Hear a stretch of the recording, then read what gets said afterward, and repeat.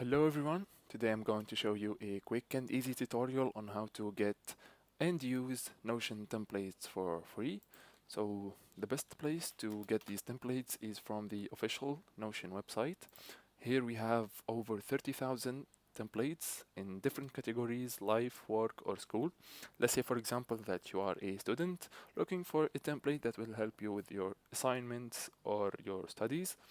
So we have some free and paid templates. Let's go with the free templates. Uh, let's take this template for example, an assignment tracker with some automations. We simply click on the get template button and then add it to our personal workspace. Give it a few seconds to load and that's it. Here we have the template that we have imported from the official Notion website. Thank you guys so much for watching. See you in the next video.